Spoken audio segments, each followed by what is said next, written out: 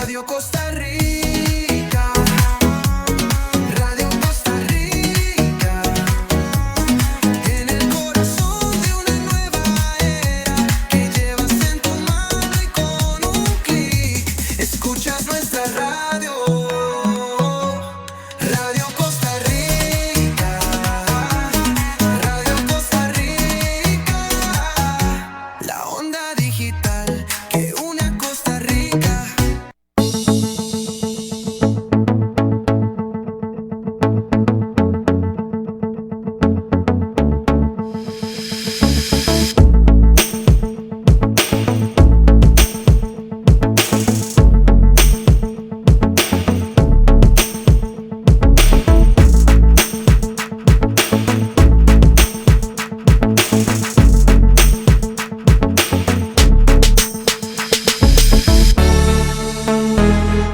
Buenos días, Costa Rica, muy buenos días. Su servidor Marlon Méndez les saluda hoy, martes 14 de abril del 2026. Bienvenidos a su programa Contacto Comunal, que se transmite de lunes a sábado de 11 a mediodía.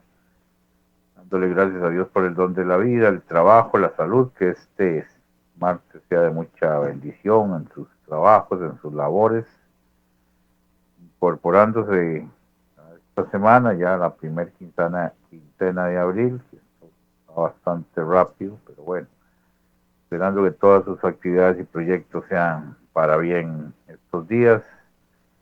Saludo ya a nuestro compañero Andy Torres en los estudios de Radio Costa Rica allá en Zapote, y a nuestra compañera también Rebeca Navarrete en el tema del montaje de nuestra publicidad. Gracias a todos los patrocinadores que hacen posible este espacio, que se ve en las diferentes plataformas, Play en Vivo, canal de YouTube, y muy agradecidos por su apoyo a este programa. Así que vamos a iniciar hoy hablando del tema de la alimentación, ¿verdad? Que bueno, cada vez vemos algunos casos de gente muy joven, entonces hay que cuidarnos a la hora de ver qué alimentos consumimos. Así que vamos a trasladarnos hasta el cantón de Desamparados para conversar con la doctora Daniela Castillo. Buenos días, doctora, ¿cómo amanece? Hola, buenos días. Bien, gracias a Dios. Muy contenta y agradecida por este espacio. Espero que sea de provecho para todas las personas que nos están escuchando. Yo siempre he dicho que estos espacios hay que sacarles el máximo provecho. Entonces, si tienen dudas, que nos las hagan llegar y yo con muchísimo gusto voy a estar estos minutos aquí tratando de responderles todo y tratar también de tratar de transmitirles un poquitito de lo que yo sé, siempre buscando la mejora en la salud de todos nosotros, ¿verdad? Yo siempre he dicho que la nutrición es la forma que tenemos todas las personas de prevenir enfermedades, ¿verdad? Es una rama de la salud muy linda. eh, a mí me encanta poder ayudarles a las personas a sentirse mejor, a verse mejor. Es muy, muy, muy satisfactorio. No, y vemos la gran labor que usted hace, doctora, porque vivimos en un mundo consumista donde Eh, las campañas publicitarias, sin nombrar marcas, ¿verdad? sí, Y también muy preocupante porque las nuevas generaciones, ¿verdad? Pues lógicamente, ya los que somos un poquito mayorcitos de cincuentones, todavía pudimos vivir una infancia un poco más saludable, ¿verdad? Más de frutas, ¿no? Me acuerdo que la primera hamburguesa que yo me comí en McDonald's, no sé, tenía como 12 años, y eso era como algo fuera de este mundo, ¿verdad? Ahora es como está dentro del menú diario, ¿verdad? Así que para entrar en materia, esperando que este programa sea educativo para toda esta gente que lo va a ver a futuro, iniciemos con el diagnóstico, ¿verdad? Ahora, gracias también a la tecnología y la ciencia, bueno, existen herramientas tecnológicas para medir nuestra grasa, nuestra agua, nuestros huesos, ¿Cómo se llama ese aparato? ¿Cómo funciona? Para conocer un poco de ese método. Sí, de hecho, yo me acuerdo cuando yo empecé a estudiar, bueno, el equipo de medición era muy diferente. Esto ha ido cambiando y para nosotros como profesionales es un gran, digamos, es una gran herramienta para tener un diagnóstico más amplio y poderle darle la atención que la persona o el paciente necesita. Yo actualmente utilizo un equipo de grado médico. Esto quiere decir que la precisión que tiene en la medición de la persona es bastante exacta. Entonces, el equipo de medición se llama InBody, así se llama, ¿verdad? Este es el que yo utilizo para la medición y para parte del diagnóstico que le doy a la persona. Gracias a este equipo yo puedo tener no solo el peso corporal, puedo saber cuánta cantidad de grasa en kilos tiene la persona y saber también cómo está distribuida en el cuerpo, ¿verdad? El equipo me lo da segmentado, ¿verdad? Entonces yo sé más o menos cuánta grasita tiene en los bracitos, en las piernas y en la parte central, ¿verdad? Entonces para uno es más fácil poder decirle a la persona mes a mes de dónde está bajando la grasita, ¿verdad? Y ellos lo pueden ver, eso es bonito. Eso también pasa con la parte de la masa muscular, que no la podemos dejar de lado. La masa muscular es súper importante para la parte metabólica, también digamos porque le da soporte al cuerpo, entre otros montón de beneficios que tiene. También podemos saber cuánta cantidad de agua tiene la persona, esto es importante también. También nos brinda algo muy importante que más adelante vamos a también trabajar, que es el tema de la grasa visceral. ¿Verdad? La grasa visceral es la grasita que rodea nuestros órganos, es la grasita que por lo general se acumula a nivel abdominal. Entonces, esta grasita nos sirve como diagnóstico en diferentes enfermedades, que también ahora vamos a tocar un tema importante que tiene que ver mucho también con esta grasita. Entonces, como les digo, para mí es una maravilla para la persona también, porque ella arroja ¿cómo les explico? Un reporte bastante amplio que uno comparte con todas las personas, ¿verdad? Esa información no me la dejo solo yo, sino que el paciente también tiene acceso a esta información.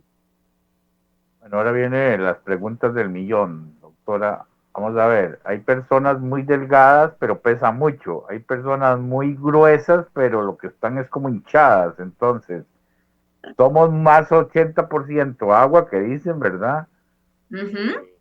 La grasa, ¿cuánto debe ser la grasa y cuánto debe ser nuestro peso ya en esqueleto, digamos? Ok, ¿Cómo medís?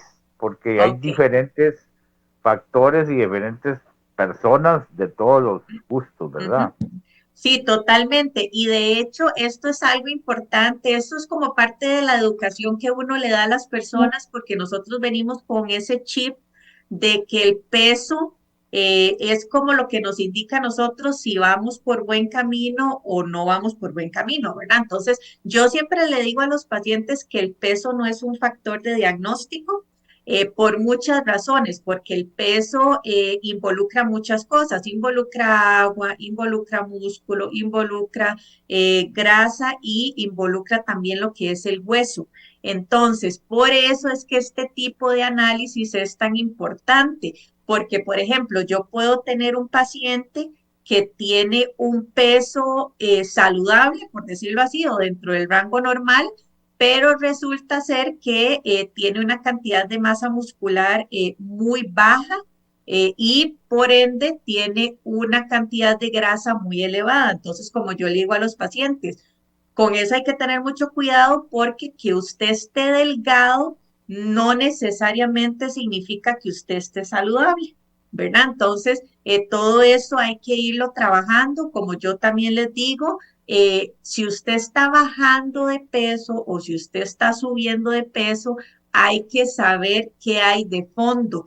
Porque, por ejemplo, si usted está bajando de peso, pero resulta que todo lo que está bajando es masa muscular y la grasa sigue en niveles altos, eso es una pérdida de peso que no nos está funcionando, por lo menos en la parte de salud, no nos está funcionando, ¿verdad? Entonces, yo siempre les digo, no se enfoquen solo en el peso, hay que saber exactamente cómo está evolucionando el cuerpo, ¿verdad? Cómo estamos logrando objetivos para saber si eso en la parte de salud nos está beneficiando o no nos está beneficiando. Por eso es que es tan importante. Yo siempre he dicho que todas las personas deberían tener al menos una consulta en su vida con un nutricionista, ¿verdad? Que le amplíe la información, que no se queden solo con el peso, ¿verdad? Porque esto también es interesante. Igual yo siempre lo hago con mucho respeto hacia los otros profesionales, ¿verdad? Yo siempre he creído que todos los profesionales son expertos en su área, ¿verdad? Entonces, por ejemplo, y siempre pongo este ejemplo, cuando usted va a un área de salud, ¿verdad? Lamentablemente en el área de salud solo lo pesan. ¿Y qué es lo que pasa? Que las personas encargadas de pesarlo, lo único que le dicen es, usted tiene que bajar yo no sé cuántos kilos, para que esté bien. Esa es como la recomendación que siempre dan. Como yo le digo a los pacientes, ¿en qué se basaron ellos para decirle a usted que tiene que bajar esa cantidad de kilos? O sea, no hay una razón de ser algo que realmente sea de peso para hacerle o para, digamos, hacerle esa recomendación a la persona. Por eso, si tienen la oportunidad de visitar a un nutricionista en algún momento de su vida, hágalo, no se van a arrepentir porque van a tener un montón de información que posiblemente despeje muchas dudas y los haga sentir mejor, ¿verdad? Entonces todo eso también es importante. Y ahora que toca el tema con los gimnasios, que Ajá. todo gimnasio debería tener estas mediciones, doctora, digamos, porque ahí te dicen, Ujú. mira, tenés que bajar 20 kilos, póngale, sude, sude, sude, y realmente no sería el método corriente, digamos, normal. Ahora, si somos, hay gente que dice que se hincha ¿por qué? Porque retiene líquido y ese líquido es como mentiroso porque estás levantando tu peso y Ujú. por qué se retiene líquido. Entonces te dice, mira, pesas tanto de líquido, entonces también hay que analizar por qué retener líquido, ¿no? Sí, exactamente. No todas las retenciones de líquido son malas, porque, por ejemplo, el músculo guarda agüita, ¿verdad? Entonces, cuando uno hace ejercicio o está en un plan de alimentación para aumento de masa muscular, por lo general, casi siempre va a haber una retención de líquido, ¿verdad? Pero esta retención de líquido no es patológica, no es mala.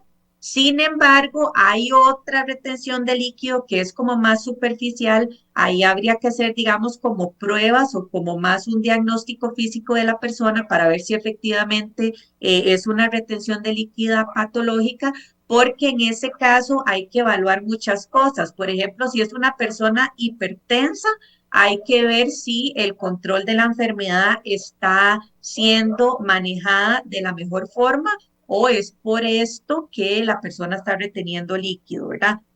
Por ejemplo, si tenemos una alimentación muy alta en sodio o en sal, por lo general vamos a retener más líquido, ¿verdad? Si son personas que viven en zonas muy calientes o trabajan en zonas muy calientes, por lo general siempre va a haber una retención de líquido extra por el tema climático, pero siento que todas se pueden trabajar.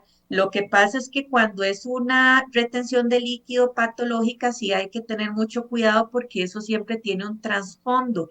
Y si eso no se trabaja adecuadamente, obviamente las consecuencias para la persona sí pueden ser un poquitito más caóticas, ¿verdad? Ahora voy a poner otro ejemplo con el tema del mito de que si yo mido 1,70 m, tengo que pesar, no sé, 80 kilos, por decirte algo. Pero voy a poner el tema que los que hacen fisiculturismo, ¿verdad? Que son chiquitillos y se ven todos cuadrados, empacados. Realmente esa persona, aunque su estatura sea baja, puede llenarse de músculos y tener un peso alto. Entonces ese mito de que mido tanto y la escala, que no sé quién la inventó, ¿verdad? Porque yo no voy a entrar en polémicas. Entonces no tiene que ver la altura con el peso ideal mío, porque a veces eso, la gente se traumatiza. Yo he visto señoras y bueno, que pasan ahí a la báscula y le echan los 100 pesos a esas benditas máquinas y ya se ponen a llorar y dicen, no, más bien subí 5 kilos. Salen Ay, sí, no. decepcionadas. Ujú. Sí, no, ese tema, como le decía anteriormente, vamos a ver, hace un tiempo atrás, porque eso ha ido cambiando, lo que se utilizaba para sacar el estado nutricional de una persona era el índice de masa corporal, ¿verdad? Que eso lo que hace es una relación entre lo que usted mide, lo que usted pesa, y le dice si está normal, si está con sobrepeso o si está con obesidad. ¿Verdad? El tema es lo siguiente, por eso es que vuelvo a mencionar lo importante que es saber cuánta cantidad de masa muscular y cuánta cantidad de grasa tiene una persona. ¿Por qué?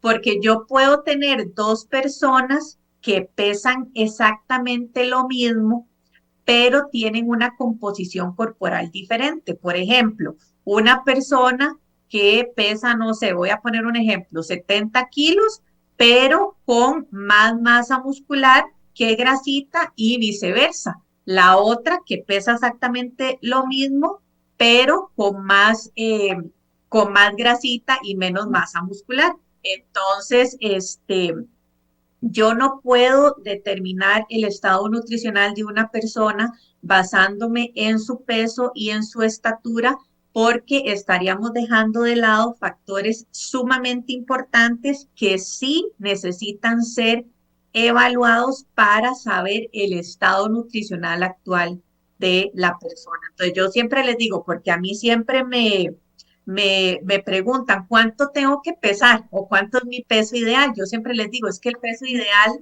no existe, ¿verdad? ¿Por qué? Porque uno tiene que ir más allá. Usted tiene que tener una cantidad de grasa saludable y una cantidad de masa saludable para que usted metabólicamente esté bien, y eso no tiene nada que ver con el peso. Muy bien. Pasa con los adultos mayores, Ujú, doctora, que por un tema de vejez o de que el músculo ya perdió, tiene la ujú, flacidez. Esa gente se mide diferente, digamos, ya cuando son adultos mayores o en realidad, eh, sí, cuando se llega a esa edad deberíamos tener una masa muscular resistente porque el cambio, como todo en los seres humanos, se ujú. va deteriorando, ¿verdad? Ajá, sí, sí, conforme van pasando los años, se dice que una persona en promedio entre los 25 y los 30 años ya comienza a perder masa muscular. Entonces, definitivamente nosotros, si queremos alcanzar una edad adulta con una buena cantidad de masa muscular y una buena calidad de vida, nosotros tenemos que empezar a trabajar en eso desde mucho antes, ¿verdad? No, no nos podemos esperar a llegar a cierta edad, para empezar a trabajar en eso, porque posiblemente ya la pérdida de masa muscular sea muy grande, ¿verdad?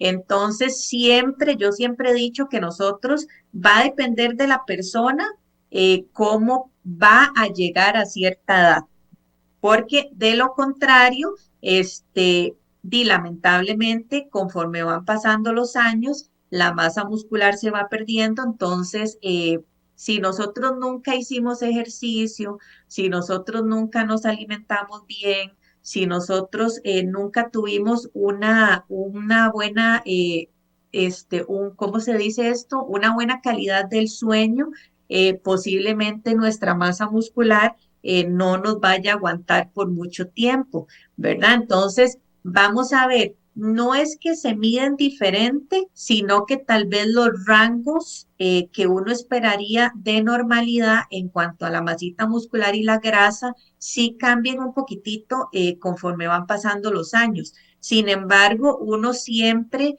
va a tratar de que la persona tenga una cantidad de masa muscular óptima para que su calidad de vida sea lo mejor que se pueda, no solo en edades tempranas, sino también, digamos, cuando ya llegan a una edad adulta, ¿verdad? Esta máquina, aquí me consultan, esta Ajá. máquina, ¿cómo funciona? Yo me subo en la báscula, tengo que hacerme un examen de sangre, ¿cómo, o sea, cuál es cómo es que funciona? ¿Qué me Ok, preguntan? la evaluación está siempre incluida dentro de la consulta nutricional, ¿verdad? Entonces, la persona siempre que viene a la consulta se le va a hacer la medición. Si tiene algunas indicaciones como previas a la medición, por ejemplo, que ojalá se haga un tipo de ayuno. Casi siempre se le dice a los pacientes que antes de la medición, 2 horitas antes aproximadamente de la medición, ojalá no hayan comido ni hayan tomado nada, ¿verdad? En caso de las mujeres, lo ideal es no pesarse previo a la menstruación, ¿verdad? Porque los datos sí pueden variar un poquitito. Tampoco es recomendado pesarse y antes de eso haber hecho alguna actividad física, porque también las fibras musculares se rompen, hay un poco de pérdida de agua por el sudor, etcétera, etcétera.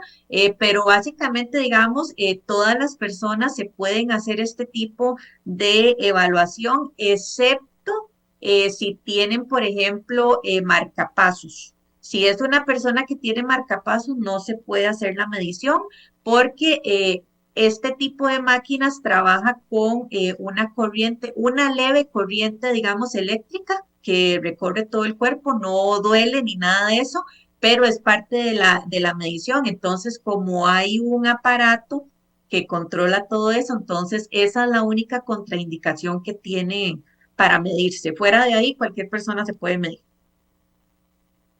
Muy bien, antes de entrar con el tema del hígado graso, ahora que usted habla de la dieta, usted como nutricionista, he visto, no sé si es frecuente que hay gente que deja comer 2 días. Creo que en algún momento entrevisté a alguien, algún médico, y me decía que era bueno que dejara comer 18 horas para que el cuerpo se comiera el Ay, Dios alimento. mío. Ajá. Entonces, y usted como nutricionista, realmente la dieta extrema o no extrema, ¿verdad? Porque ya y en esto yo respeto algunas tradiciones, como en Semana Santa, que hay gente que ayuna y está bien si lo haces de manera espiritual, Mm. pero a nivel médico, ¿en qué afecta realmente? Baja la gente de peso, eliminar grasa además y no seguir ingiriendo alimentos aunque te estés muriendo de hambre, doctora. Vamos a ver, esto que usted me pregunta es muy parecido como al ayuno intermitente, que ahora está muy de moda, ¿verdad? Que la gente deja de comer por periodos largos de tiempo. Vamos a ver, cuando yo quiero, por ejemplo, bajar grasa, ¿verdad? No nos enfoquemos en bajar de peso, sino enfoquémonos en bajar grasa. Yo tengo que hacer un déficit calórico, ¿verdad? El déficit calórico básicamente es que yo tengo que consumir menos cantidad de calorías de las que estoy gastando, ¿verdad? Esa es la única forma en la que yo puedo lograr una pérdida de grasa. El ayuno intermitente es una estrategia que se utiliza en donde básicamente la persona tiene un lapso de horas para comer y otro lapso de horas en los que se tiene que abstener al consumo de alimentos con calorías. Este déficit calórico yo perfectamente lo puedo trabajar sin necesidad de hacer ayuno. El ayuno no es recomendado para todas las personas. Por ejemplo, una persona diabética no puede hacer ayuno intermitente. Una persona hipertensa tampoco puede hacer ayuno intermitente. Una mujer embarazada o en periodo de lactancia tampoco. Los niños tampoco. Y la idea es que se haga guiado de un profesional, porque como yo le digo al paciente, cualquier persona puede hacer ayuno, pero dice, usted está haciendo ayuno, pero en las horas que le corresponde comer, su alimentación no es balanceada, ese ayuno no le está sirviendo para nada, ¿verdad? Entonces, hay que tener mucho cuidado en cómo hacemos las cosas, porque ahora lamentablemente, digo lamentablemente porque obviamente la internet nos brinda herramientas muy chivas, ¿verdad? Pero también hay mucha información que está expuesta a todas las personas, pero no toda la información le es, ¿cómo les explico? Les es beneficiosa a todas las personas, ¿verdad? Entonces, con esa información hay que tener mucho cuidado porque lo que me sirve a mí no necesariamente le va a servir, por ejemplo, a usted, ¿verdad? Entonces, con esa información hay que tener mucho cuidado. Pero vamos a ver, como decía, el ayuno intermitente es una estrategia que se puede usar, sí se puede usar, pero hay que hacer un análisis para ver si la persona es candidata a a esa estrategia o mejor utilizamos, digamos, otra estrategia nutricional. Yo soy de las que cree que no hace falta dejar de comer. Yo, en todos estos años que tengo de ser nutricionista y de dedicarme a la consulta privada, me he dado cuenta y puedo garantizar que todo se trata de un balance. Nosotros no tenemos por qué estar pasando hambre, no tenemos por qué dejar de comer, por ejemplo, carbohidratos, que ahora también está muy de moda. No tenemos que dejar de comer las cosas que nos gusta. Es un tema de balance y esto se puede lograr con una muy buena guía. Muy bien. Ahora sí, vámonos a la pancita donde se acumulan esos rollos, doctora. Ok. ¿Por qué el famoso hígado graso, verdad? Que la gente dice, y bueno, y ahí sí podemos meterle todos los órganos del estómago donde por lo general ahí es donde se acumula más grasa. ¿Por qué se acumula más grasa ahí en la pancita, doctora? Bueno, este tema a mí me encanta. El tema de acúmulo de grasa va muy de la mano con la herencia. De hecho, yo siempre le digo a los pacientes, fíjese en sus familiares y usted se va a dar cuenta dónde se acumula la mayor parte o dónde posiblemente va a acumular usted la mayor parte de la grasita, porque eso tiene que ver mucho con un factor genético o hereditario.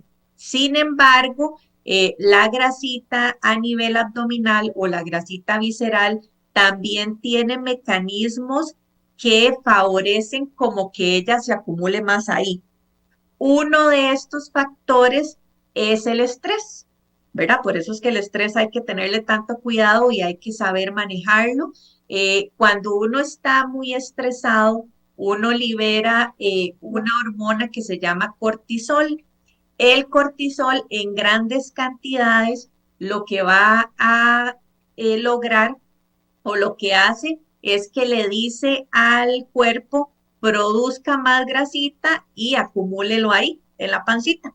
Entonces, muchas veces, una de las causas de esa grasita visceral es el tema del estrés, ¿verdad? No solo la alimentación, sino que también puede ser estrés y también muchas veces cuando los pacientes no duermen lo suficiente o tienen malos hábitos de sueño, también tienden a acumular grasita a nivel visceral. Muy bien.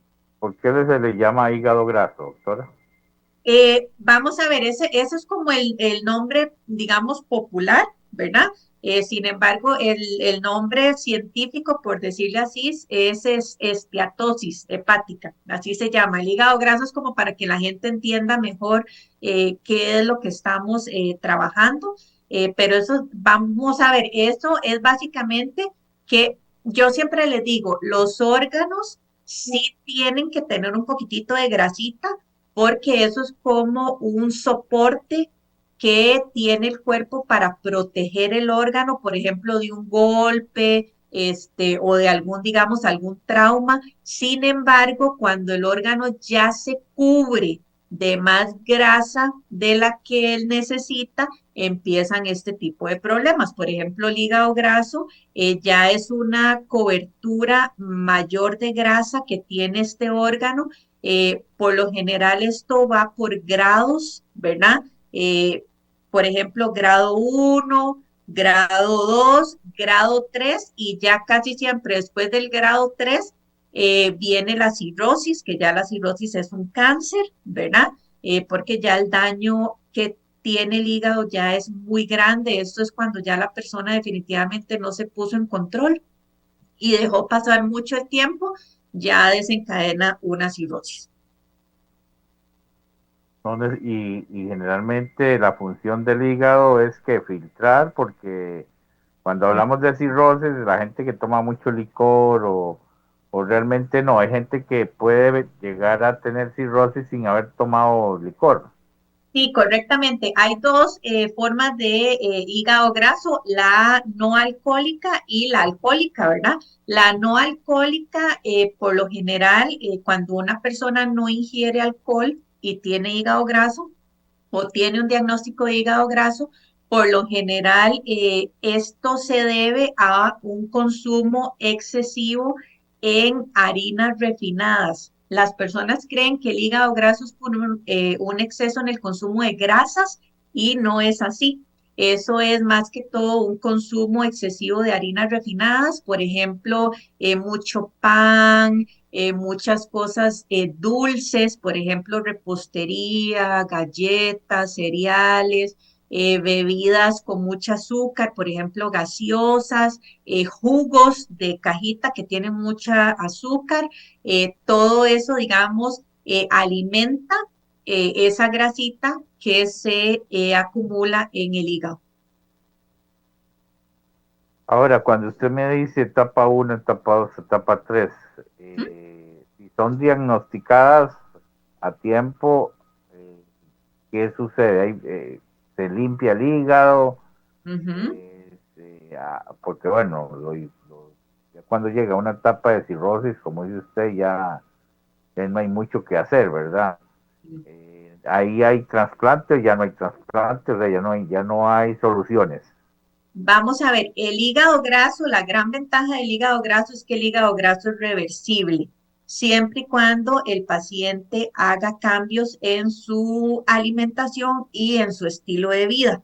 Eh, Vamos a ver, el tema aquí es que el hígado graso por lo general no da síntomas. Ya cuando da síntomas, que por lo general los síntomas son como dolor en el abdomen, a veces da náuseas, a veces da cansancio. Casi siempre cuando hay manifestaciones de síntomas es porque el, eh, el problema ya está muy avanzado, ¿verdad? Entonces, yo siempre la recomendación que le doy a las personas es la siguiente. Si usted ve que tiene una pancita muy pronunciada, ¿verdad? Que le hicieron exámenes de sangre y algunas enzimas hepáticas, que es por lo general lo que miden en sangre, salieron alteradas, lo mejor y lo más recomendado y lo más acertado es que se haga un ultrasonido de abdomen.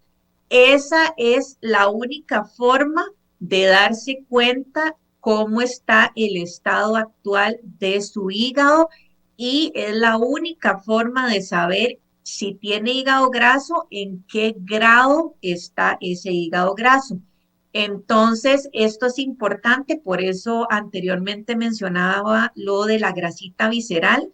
La pancita, más allá de si se ve bonita o no se ve bonita, es un tema de salud. Entonces, primero, no es bueno tener una pancita pronunciada y si es así, es importante revisarse, hacerse un ultrasonido de abdomen para descartar un diagnóstico de hígado graso. Bien, y algunos alimentos naturales que te puedan limpiar o al final más bien es dejar de consumir lo que usted mencionó o hay algún tipo de fruta vegetal que llegue más bien a ayudar a limpiar ese hígado graso, doctora. Eh, Vamos a ver, no hay que dejar de comer nada. Lo ideal es que la persona tenga un plan de alimentación personalizado en donde sepa cuánta cantidad de cada grupo de alimento tiene que consumir. Eso es lo más importante. Tiene que hacer ejercicio, ¿verdad? Eso también es importante. El tema de la actividad física es súper importante.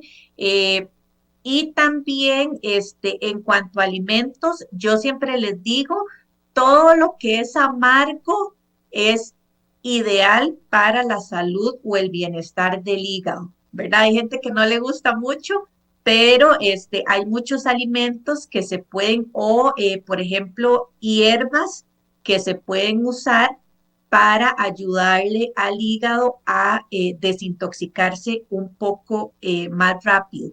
Por ejemplo, bueno, se usa mucho un suplemento que se llama Hombre Grande. Esos son unas gotitas amargas, amargas, amargas, que por lo general se consiguen en macrobiótica. Eso es muy bueno para el hígado graso. También el limón dulce.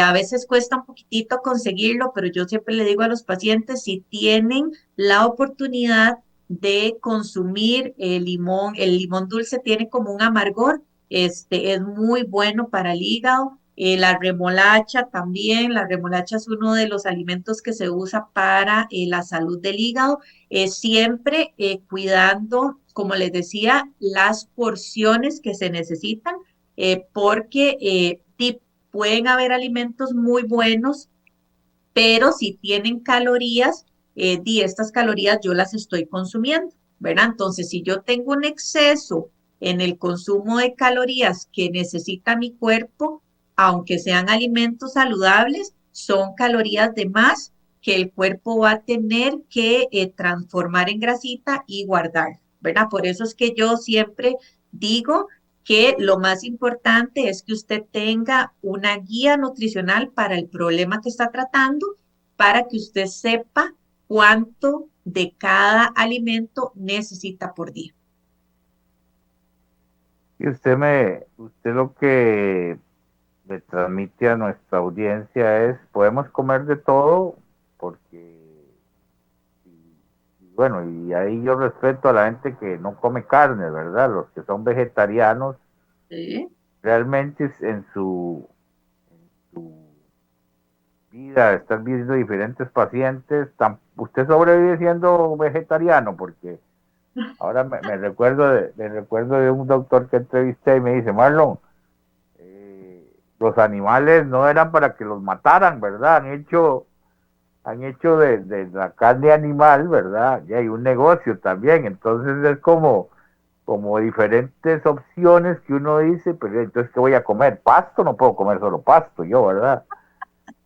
Sí, vamos a ver, yo siempre he creído y creo que uno tiene que respetar mucho los gustos y preferencias y formas de pensar de todas las personas. Yo he trabajado con personas de todo tipo, personas que comen carne, personas que no comen carne, personas que no les gustan ciertos alimentos, personas vegetarianas, personas veganas, de todo he trabajado yo, Marlon.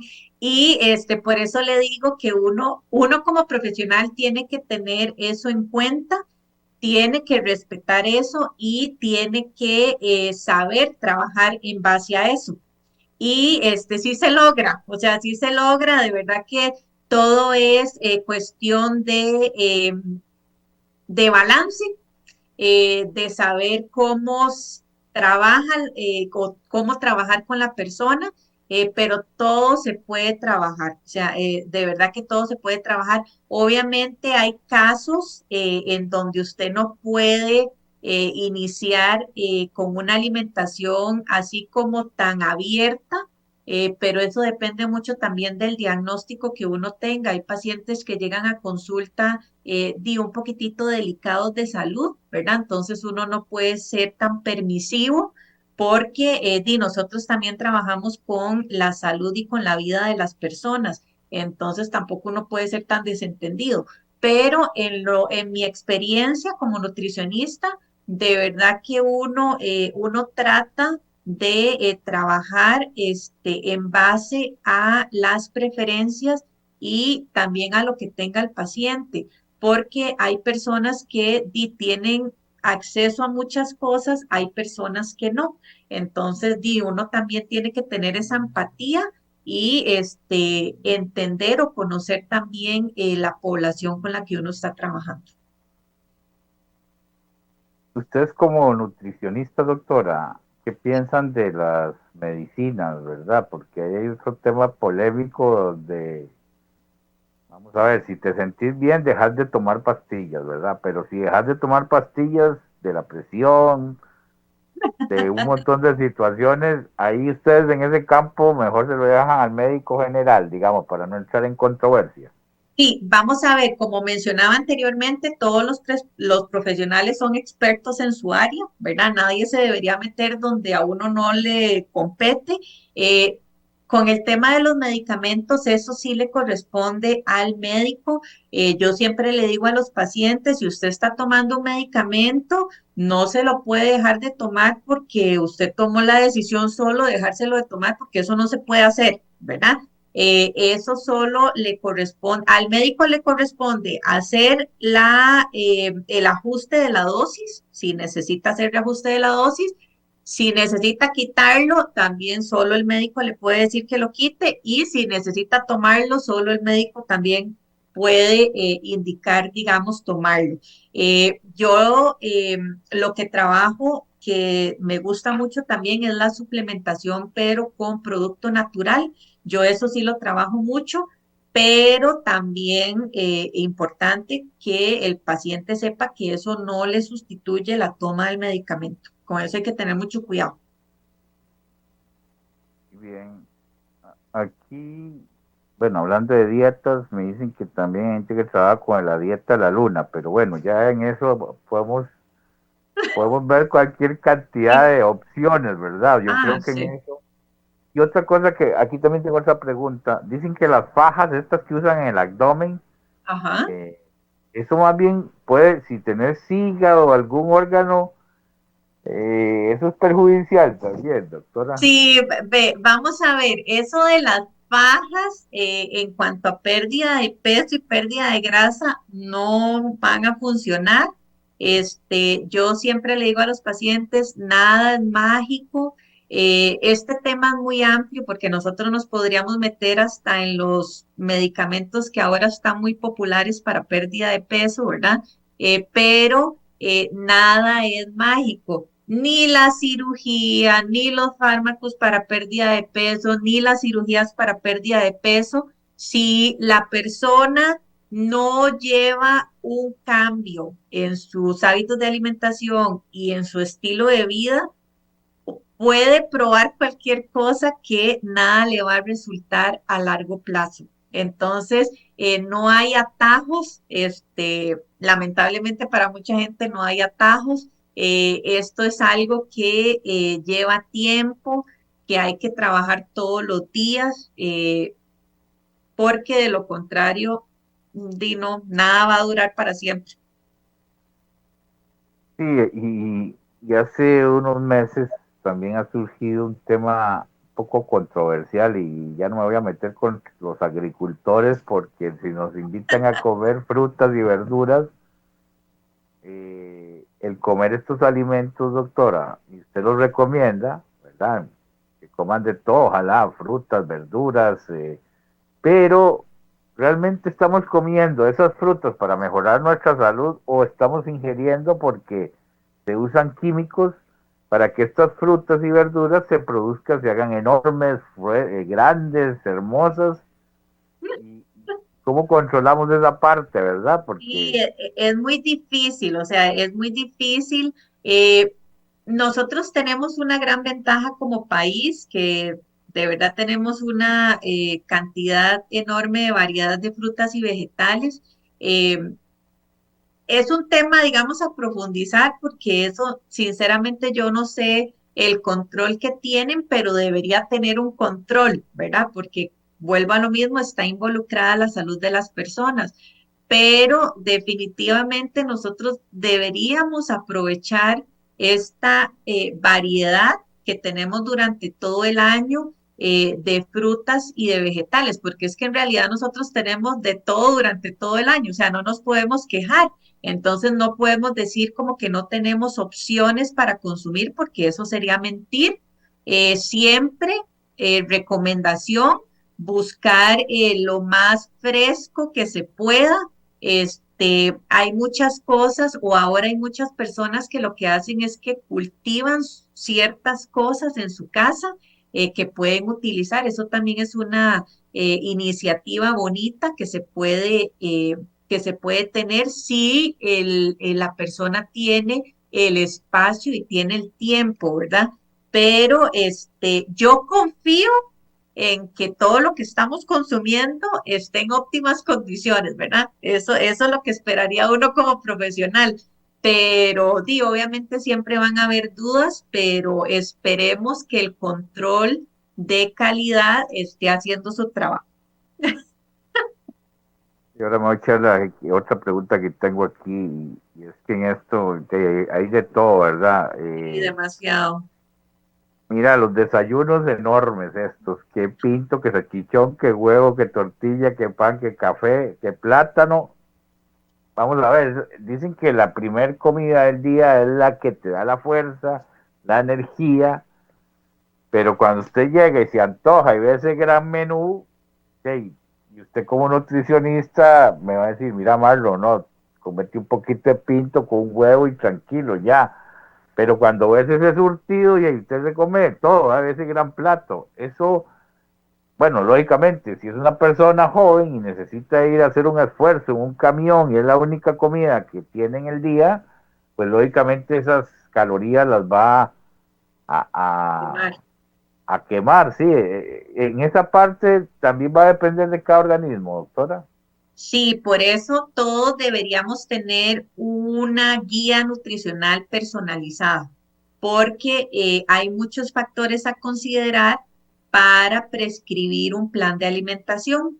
Eh, ¿Qué factores a tomar en cuenta? La cantidad de actividad física que hace, el momento en la vida en la que está, si es una mujer embarazada, si está en lactancia, si es un adulto mayor, si es un adolescente, si es hombre o si es mujer. O sea, hay muchas cosas que hay que tomar en cuenta a la hora de prescribir un plan de alimentación. Ahora que usted habla del desayuno, sí, sí voy a coincidir con lo que dicen de que es una de las comidas más importantes porque es con la comida que arrancamos nosotros el día. Entonces, la idea del desayuno es que tenga un buen aporte de proteína. ¿Por qué? Porque la proteína no da saciedad. Entonces, cuando nosotros tenemos un consumo muy bajo en proteína, por lo general siempre vamos a estar con hambre. Entonces, durante todo el día. En cambio, si empezamos el día con una buena cantidad de proteína, vamos a ver que a lo largo del día el apetito va a estar más controlado.